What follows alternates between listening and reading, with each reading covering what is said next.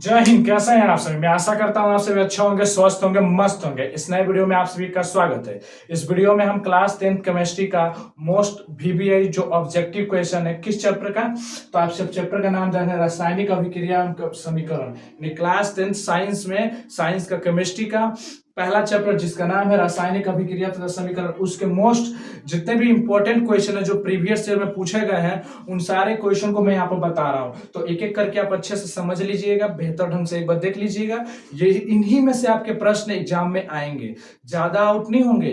अगर इनको अच्छे से अगर बढ़िया से समझ लेते हैं तो समझिए इतना काफी आप लोग के लिए पहला चैप्टर से। ठीक है, चलिए बिना विलंब करते हम लोग स्टार्ट करते हैं। आइए सबसे पहले क्वेश्चन की तरफ चलेंगे। सबसे फर्स्ट फोर क्या कह रहा है, रासायनिक अभिक्रिया एवं समीकरण, चैप्टर का नाम हुआ।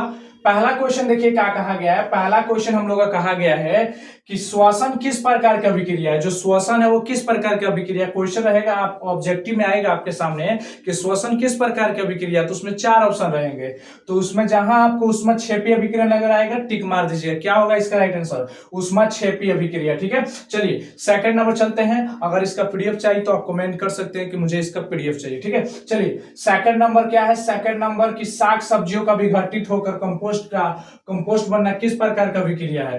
देखिए इसका क्या होता है, इसका भी होगा ऊष्माक्षेपीय अभिक्रिया। क्या हो जाएगा, ऊष्माक्षेपीय अभिक्रिया। ठीक है, चलिए तीसरा क्वेश्चन कह रहा है उपचयन में क्या होता है। तीसरा क्वेश्चन कहा गया कि उपचयन में क्या होता है। तीसरा चयन याद रखिएगा, उपचयन में क्या होता है, ऑक्सीजन जुटता है। उपचयन में क्या होता है, ऑक्सीजन जुटता है। और अपचयन में एगो होता है उपचयन, एगो होता है आपका उपचयन और एगो होता है आपका अपचयन। ठीक है, और ये बड़ा इससे एग्जाम में पूछता है, सब्जेक्टिव ही और ऑब्जेक्टिव ही इससे आते रहते हैं, याद रखिएगा। सब्जेक्टिव क्वेश्चन भी आएंगे इससे और इससे ऑब्जेक्टिव क्वेश्चन भी आते हैं। अतः आप इसे बढ़िया से क्या करें, देख ले, याद कर ले, समझ ले। ठीक है, तो क्या होगा, इसमें ऑक्सीजन का इसमें ऑक्सीजन जुटता है, इसमें ऑक्सीजन जुटता नहीं है। ठीक है, यहां देखिए 4 नंबर क्वेश्चन का आ गया कि रासायनिक अभिक्रिया के दौरान किसी पदार्थ में ऑक्सीजन की कमी क्या कहलाती है। देखिए अभी ने बताया इसमें ऑक्सीजन जुटता है, इसमें से ऑक्सीजन बाहर निकल जाता है, इसमें ऑक्सीजन नहीं रहता है। यानी इसका क्या होगा, रासायनिक अभिक्रिया के दौरान किसी पदार्थ में ऑक्सीजन की कमी, मतलब ऑक्सीजन की कमी हो रही है तो क्रिया क्या कहलाएगी, तो ऑक्सीजन तो जुटेगा तो बढ़ेगा ना। जब ऑक्सीजन जुटेगा तो बढ़ेगा, लेकिन इसमें ऑक्सीजन भाग जाएगा, इसमें ऑक्सीजन नहीं रहेगा तो क्या होगा, अपचयन। तो इसका राइट आंसर क्या जाएगा, अपचयन। ठीक है, चलिए पांचवा नंबर क्वेश्चन कहा गया है कि लोहे पर जंग लगना क्या कहलाता है। पांचवा क्वेश्चन कहा गया है कि लोहे पर जंग लगना क्या कहलाता है। तो याद रखिएगा जिसे हम लोग संक्षारण कहते हैं। संक्षारण मतलब लोहे, देखिए जब कहीं पर लोहा फेंक देते हैं तो देखिए नमी, आर्द्र और ऑक्सीजन का संपर्क में आने के बाद उस पर लाल भूरे रंग की परत बन जाती है और वह संक्षारित होने लगती है, क्या, जिससे हम लोग देसी भाषा में क्या नाम देते हैं, जंग लगना। क्या कहते हैं उसे हम लोग, जंग लगना। ठीक है, 6 नंबर क्वेश्चन कहा गया है कि लोहा एवं इस्पात को जंग से बचाने के लिए किस धातु की परत चढ़ाई जाती है। तो याद रखिएगा लोहा और इस्पात को जंग से बचाने के लिए हम किस धातु की परत चढ़ाते हैं, तो जिंक की परत चढ़ाते हैं। किसकी परत चढ़ाते हैं हम लोग, जिंक की परत चढ़ाते हैं। ठीक है, आइए आगे नंबर नेक्स्ट क्वेश्चन संख्या हम लोग का है 7 नंबर। 7 नंबर ध्यान दीजिएगा, 7 नंबर क्या कहा गया है। 7 नंबर कह रहा है कि जिस रासायनिक अभिक्रिया को संकेतों और सूत्रों के द्वारा दर्शाया जाता है उसे क्या कहते हैं। याद रखिएगा जिस रासायनिक अभिक्रिया को संकेतों और सूत्रों, संकेत का मतलब होता है सिंबल। जैसे मेरा नाम राहुल है तो राहुल नाम है तो मैं आर लिख दूंगा तो ये मेरा संकेत हो गया। ठीक है, सिंबल हो गया। उसी तरह से यहां पर चाहे आर के लिख दिया तो राहुल कुमार हो गया। ठीक है, वैसे सूत्र मतलब कोई फॉर्मूला, सूत्र मतलब क्या, कोई फॉर्मूला। ठीक है, केमिस्ट्री में आपको पता है फॉर्मूला का मतलब। ठीक है, तो दर्शाया जाता है उसे क्या कहते हैं, तो उसे कहते हैं रासायनिक समीकरण। उसे हम क्या कहेंगे, रासायनिक समीकरण कहेंगे। ठीक है, एग्जाम में अगर रासायनिक समीकरण 2 नंबर के लिए भी आता है और उससे पूछता है तो एग्जाम्पल तो लिख दीजिएगा, वैसी रासायनिक अभिक्रिया जो संकेतों और सूत्रों के माध्यम से दर्शाया जाता है उसे हम क्या कहते हैं, रासायनिक समीकरण कहते हैं। ठीक है, और रासायनिक समीकरण एक एग्जाम्पल दे दीजिएगा, C+O2। ये क्या है, ये भी एक तरह का संकेत है, कार्बन का, ये ऑक्सीजन का संकेत है और मिल करके देखिए CO2 बन रहा है, तो ये हमारा एक फार्मूला बन गया। ठीक है, सूत्र बन गया। 8 नंबर बोल रहा है कि जिस समीकरण का अभिकारक और उत्पाद दोनों ओर के परमाणु की संख्या बराबर हो वो क्या कहलाता है। तो याद रखिएगा उसे हम क्या कहते हैं, संतुलित समीकरण कहते हैं। मतलब आपने पढ़ा होगा अभिकारक और उत्पाद, मान लीजिए यहाँ पर कार्बन हो गया और प्लस में ऑक्सीजन हो गया, जब हम दोनों को कंबाइन करेंगे तो क्या मिलता है, CO2 मिलता है ना हमें। जब कार्बन डाइऑक्साइड मिलता है तो इधर वाला जब दो अलग अलग पदार्थ मिल रहा है तो इसको बोलेंगे हम अभिकारक। इसको क्या बोलेंगे हम, अभिकारक। लेकिन जो रिजल्ट दे रहा है, जो रिजल्ट रिजल्ट बन के आ रहा है वो हमारा क्या कहलाएगा, उत्पाद, प्रोडक्ट कहलाएगा। ठीक है, तो इधर का परमाणु संख्या और इधर का परमाणु संख्या जब बराबर है, देखिए कार्बन इधर एक है तो इधर भी कार्बन एक है, ऑक्सीजन इधर दो है तो इधर भी ऑक्सीजन कब है, दो है। इस तरह ये क्या है, संतुलित है, बैलेंस है। तो जब बैलेंस है दोनों तरफ है तो क्या होगा, संतुलित समीकरण हो जाएगा। ठीक है, आगे देखिए 9 नंबर, और इससे भी ज्यादा क्वेश्चन पूछता है, याद रखिएगा। इससे हमेशा एग्जाम में आता है, क्या ऐसे क्वेश्चन पूछेगा आपसे कि दे दिया रहेगा ऐसे कैसे, Mg प्लस O2 ऐसे करके MgO दे दिया रहेगा। ठीक है, अब बोलेगा क्या ये संतुलित करे इसको, ये संतुलित है कि नहीं, आपसे दिया जाएगा Mg प्लस O2 यानी मैग्नीशियम के अभिक्रिया जब हम ऑक्सीजन से कराएंगे तो क्या बनेगा, मैग्नीशियम ऑक्साइड का निर्माण होता है। और जब मैग्नीशियम ऑक्साइड बनेगा तो एक चीज आप याद रखिएगा, जब ये दोनों जुड़ रहा है ना तो यहां पर आपको क्या बताना मालूम है कि ये संतुलित है कि नहीं, दोनों की तरफ बैलेंस बराबर है कि नहीं, परमाणु की संख्या बराबर है कि नहीं। देखिए Mg एगो तो Mg एगो, लेकिन इधर ऑक्सीजन दो है तो ऑक्सीजन इधर कितना है, एगो है। ठीक है, तो जब दोनों तरफ हमारे बराबर नहीं होंगे तो हमें क्या करना होगा, संतुलित करना होगा, बैलेंस करना होगा। अगर बैलेंस नहीं करेंगे तो दोनों का ठीक नहीं होगा, इसलिए असंतुलित होंगे। ये अभी किस तरह के समीकरण है, असंतुलित समीकरण। लेकिन जब इसको हम संतुलित कर देंगे, यहां पर दो लगा देते हैं, तब जाके क्या हो जाता है, संतुलित हो जाता है। तो ये हमारा क्या होगा, संतुलित। ठीक है, तो वही बोला जा रहा है, जिन अभिक्रियाओं में ऊर्जा, 9 नंबर वाला, जिन अभिक्रियाओं में ऊर्जा अवशोषित होती है उसे क्या कहते हैं। देखिए ऊर्जा अवशोषित होती है मतलब जिन अभिक्रिया, मतलब ऐसी अभिक्रिया, ऐसे क्रिया जिस क्रिया को करने पर हमारा ऑक्सीजन चला जाता है, एनर्जी खत्म हो जाता है उसमें का, वो उष्माशोषी अभिक्रिया। उष्माशोषी याद रखिएगा, अवशोषित, शोषित का मतलब होता है शोषण करने वाला, अवशोषित का मतलब क्या होता है, शोषण करने वाला। ठीक है, तो यहाँ पर क्या हो जाता है, अवशोषित यानी उष्माशोषी अभिक्रिया। ठीक है, चलिए 10 नंबर प्रश्न कह रहा है कि चांदी के ऊपर काले रंग का परत चढ़ना किस प्रकार का उदाहरण है। चांदी के ऊपर काले रंग का परत चढ़ना किस रंग का उदाहरण, तो याद रखिएगा ये होता है संक्षारण। ये क्या होता है, संक्षारण। गांव देहात में आप घूमते फिरते होंगे, आप ये जरूर देखे होंगे, महिलाओं या कोई भी इंसान देखिएगा चांदी का कोई सामान पहनते हैं, ये पायल वगैरह पहनती है महिला या लड़की कोई भी, तो देखिएगा उस पर काला काला रंग का धब्बा चढ़ जाता है। देखिए उस पर काला काला रंग का चढ़ जाता है, वो क्या है, वही ये काले रंग के, चांदी के ऊपर काले रंग का परत चढ़ जाता है। इसका मतलब जिस तरह से लोहा या लोहा लक्कड़ देखते हैं, कांटी वोटी कहीं फेंक देते हैं तो उसमें लाल भूरा रंग का परत जम जाता है। इसका मतलब क्या हो रहा है, वो लोहा धीरे धीरे खत्म हो रहा है। वही अगर चांदी का पायल है या कुछ भी है, अगर उस पर काला रंग का परत जम रहा है तो सोच लीजिए वो आपका क्या हो रहा है, आपका चांदी को नष्ट कर रहा है धीरे धीरे, चांदी की सुंदरता, उसके बाद चांदी को धीरे धीरे क्या करता जाएगा, खत्म कर देगा। यानी वो जंग एक तरह से लग रहा है। ठीक है, काला रंग का अगर परत चढ़ता है। ठीक है, अब बोलिएगा सोना भी होता है, तो सोना किसी से अभिक्रिया करता नहीं है, इसलिए सोना पर कभी जंग नहीं लगता, कभी उस पर संचालित नहीं होता। ये सबसे इंपॉर्टेंट टॉपिक है, याद रखिए। कौन ऐसी धातु, कौन ऐसा पदार्थ जो जिस पर जंग नहीं लगता है, याद रखिएगा वो है, संचालित नहीं होता, तो वो है सोना। सोना पर कोई प्रभाव नहीं पड़ता, किसी से अभिक्रिया नहीं करता, किसी से दोस्ती नहीं रखता है।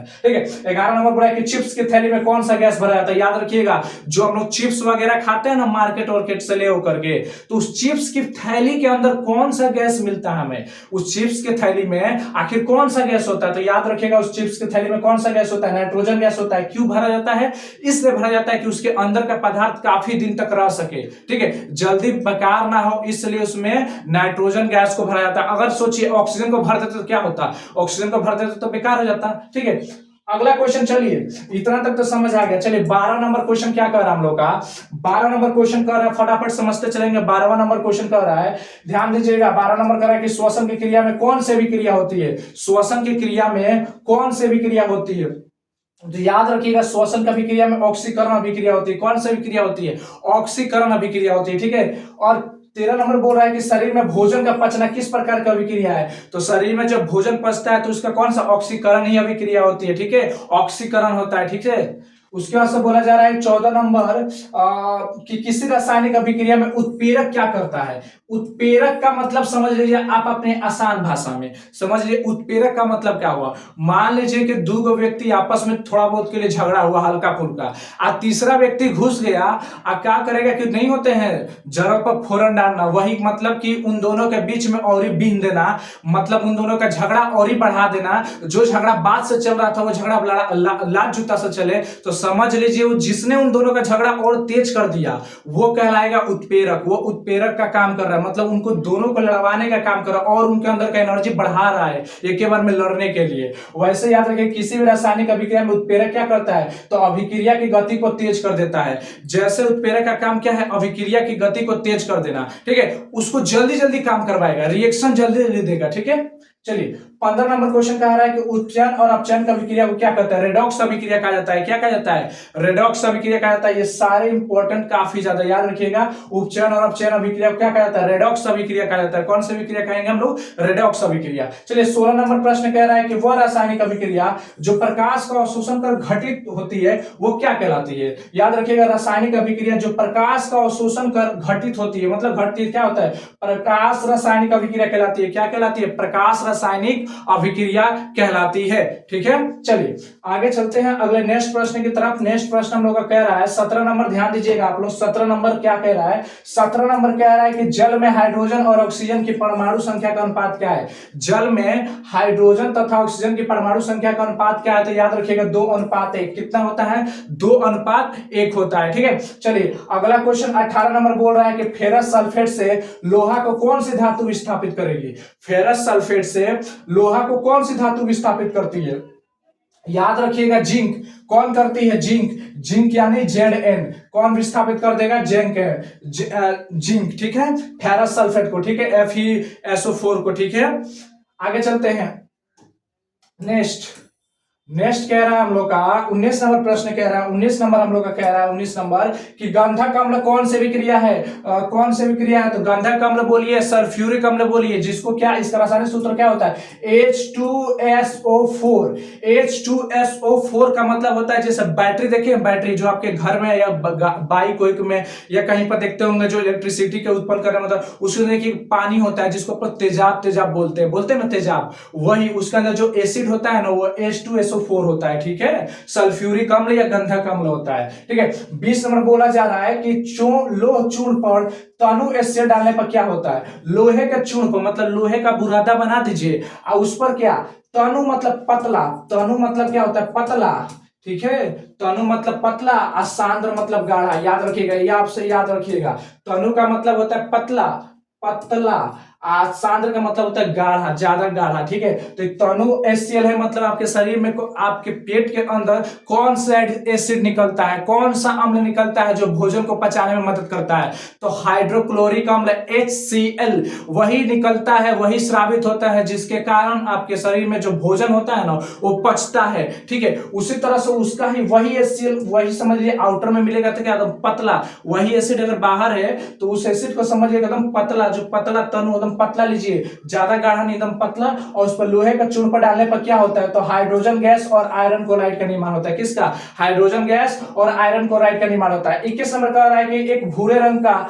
चमकदार तत्व तो X को वायु की उपस्थिति में गर्म करने पर काले रंग का हो जाता है, तो इस तत्व पर उसके रंग के नाम, यौगिक का नाम क्या होगा। तो याद रखिएगा उस यौगिक का नाम क्या होगा, तांबा यौगिक जो होगा, तांबा होगा, और उस यौगिक का नाम होगा कॉपर ऑक्साइड। उसका क्या नाम होगा, यौगिक का, कंपाउंड का नाम क्या होगा, कॉपर ऑक्साइड, ठीक है। चलिए 22 नंबर प्रश्न की तरफ चलते हैं। बोला सिल्वर क्लोराइड का रंग होता है, याद रखिए बहुत ही ज्यादा इंपॉर्टेंट और इस बार पूछा भी था। आप अगस्त के पेपर को उठा के देखिएगा, साइंस का जो आपका पेपर हुआ है उस क्वेश्चन में पूछा है कि सिल्वर क्लोराइड का रंग क्या है, तो याद रखिएगा सफेद, व्हाइट रंग का होता है। कौन सा रंग, सफेद, व्हाइट, याद रखिएगा हमेशा।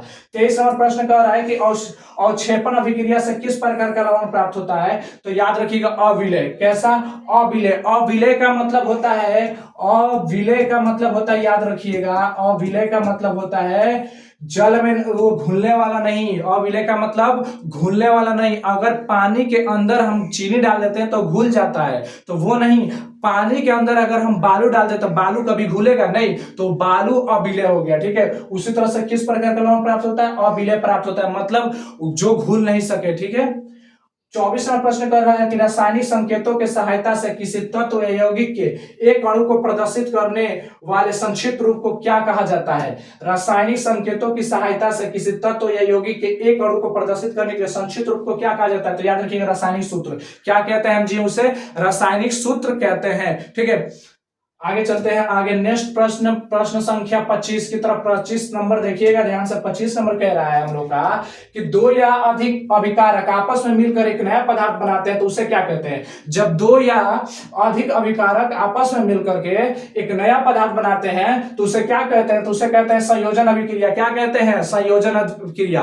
ठीक है, समझ लीजिएगा आसान भाषा में। जब एक लड़का लड़की का अलग अलग रहते हैं और जब शादी भी हो जाता है पति पत्नी का दर्जा हो जाता है, लेकिन जब तक अलग रहते हैं वो एक लड़की लड़की रहती है, एक लड़का लड़का रहता है। ठीक है, लेकिन जैसे जुड़ता है रिश्ता तो पति पत्नी का दर्जा बन जाता है। वैसे याद रखिए यहाँ पर दो या अधिक अभिकारक आपस में मिलकर एक नया पदार्थ बनाते हैं, वैसे याद रखिएगा। या तो एक तरह से अलग एक और बात कह सकते हैं, एक और बात कह सकते हैं कि एक लड़का और लड़की से जो बच्चा उत्पन्न होता है उस तरह का सिंपल समझ लीजिए। ये जैसा भी एक नॉर्मल में समझ लीजिए कि दो अलग अलग पदार्थ जो आपस में जुट रहे हैं, ठीक है, और एक नए पदार्थ को बना रहे हैं। ठीक है, चलिए 26 नंबर बोला जा रहा है कि मैग्नीशियम के फीते को वायु में जलाने पर क्या प्राप्त होता है? अगर हम मैग्नीशियम के फीता को अगर वायु में जलाते हैं, हवा में जलाते हैं तो क्या मिलता है? तो सफेद पाउडर का निर्माण होता है। किसका निर्माण होता है? सफेद पाउडर का। जी हाँ, ठीक है। चलिए 27 नंबर प्रश्न कह रहा है कि एक पदार्थ दो या दो से अधिक नए पदार्थ में टूट जाता है तो उसे क्या कहते हैं? जब एक पदार्थ दो या दो से अधिक नए पदार्थों में टूट जाता है तो उसे हम क्या कहते हैं? तो उसे हम कहते हैं वियोजन अभिक्रिया। उसे हम क्या कहते हैं?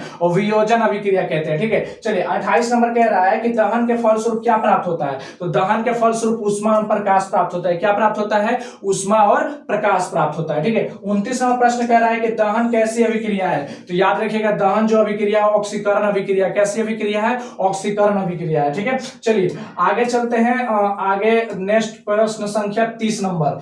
30 कह रहा है हम लोग का, 30 क्या कह रहा है कि एलपीजी का फुल फॉर्म क्या होता है? एलपीजी का फुल फॉर्म क्या होता है? तो द्रवित पेट्रोलियम गैस यानी लिक्विफाइड पेट्रोलियम गैस। ठीक है, एलपीजी का होता है लिक्विफाइड पेट्रोलियम गैस। ठीक है, उसके बाद बोला जा रहा है याद रखिएगा जो आपके घर में जो गैस होता है ना, एलपीजी वाला गैस होता है। ठीक है, आगे ध्यान दीजिएगा।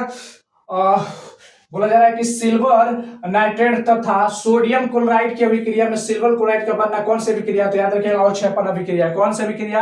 अवक्षेपण अभिक्रिया। ठीक है, 32 नंबर प्रश्न कर रहा है कि किस अभिक्रिया में आयनों का आदान प्रदान होता है? आखिर किस अभिक्रिया में हम आयनों का आदान प्रदान? आयन मतलब प्लस, एक आयन दो तरह के होते हैं, एक प्लस का होता है एक माइनस का होता है। ठीक है, वही आदान प्रदान होता है किस में? तो द्विविस्थापन अभिक्रिया में। ठीक है, उसके बाद बोला 33 नंबर, 33 बोला संगमरमर का रासायनिक सूत्र क्या है? मोस्ट वीवीआई इंपोर्टेंट याद रखिएगा CaCO3 होता है। CaCO3 यानी कैल्शियम कार्बन ऑक्सीजन, ये तीनों के मिलने से बनता है संगमरमर। ठीक है, चलिए 34वां प्रश्न कह रहा है कि Na2SO4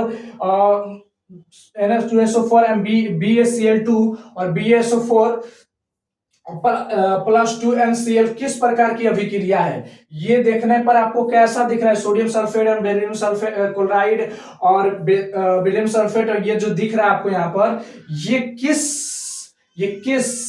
किस तरह का है? देख लीजिए ध्यान से देखिए।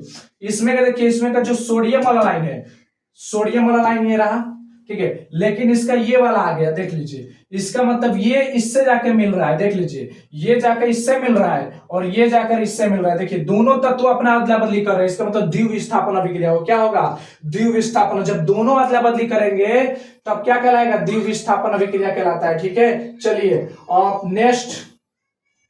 नेक्स्ट प्रश्न कह रहा है कितना नंबर? प्रश्न संख्या 35 नंबर कि बूझा हुआ चूना का रासायनिक सूत्र क्या होता है? तो याद रखिएगा कैल्शियम हाइड्रोक्साइड होता है, CaOH का होल ट्वाइव। इसको लगता है तो इसको क्या बोलते हैं? होल ट्वाइव। ठीक है, चलिए 36 नंबर प्रश्न कह रहा है कि जिंक और कॉपर सल्फेट यानी जिंक और कॉपर सल्फेट को क्या करते हैं? किस प्रकार की अभिक्रिया है? ठीक है, और जिंक और कॉपर सल्फेट का बनाया तो क्या बन रहा है? यहाँ पर एरो का चिन्ह रहेगा। ठीक है, यहाँ पर एरो रहेगा। ठीक है, तो जिंक और कॉपर सल्फेट को बनाए तो देखिए क्या जिंक सल्फेट बन गया। तो इसका मतलब क्या हुआ? जिंक जाकर के सल्फेट से मिल गया। जिंक जाकर के जब दोनों का रिएक्शन कराए, दोनों को आपस में जोड़े, कॉपर सल्फेट लिए और जिंक लिए, जब आपस में एक में मिला है तो क्या होता है? जिस तरह से नींबू या चीनी मिला करके शरबत बनाते हैं तो कुछ और बनता है ना, वैसे समझिएगा जिंक और कॉपर सल्फेट को जब एक में मिलाते हैं तो जिंक क्या करता है? सल्फेट को, ये क्या करता है? कॉपर सल्फेट से सल्फेट हटकर जिंक में सट जाता है। देख लीजिए सट गया यहाँ पर और कॉपर अलग हो गया। इसका मतलब सिर्फ एगो अदला बदली हुआ, एगो जगह का। जब एगो का अदला बदली होता है, जहां पर दोनों का अदला बदली हुआ था, ये इससे बदला तो ये उससे बदला, लेकिन यहाँ पर सिर्फ एगो बदला, इसलिए क्या हुआ? क्या बना? तो इस तरह से जो रिएक्शन करके बनता है उसे हम कहते हैं हैं विस्थापन अभिक्रिया, उससे हम लोग क्या कहते हैं, विस्थापन अभिक्रिया। ठीक है, चलिए आगे कह रहा है अगला क्वेश्चन 37 नंबर हम लोग का प्रश्न है, ध्यान दीजिएगा 37 नंबर क्या कह रहा है,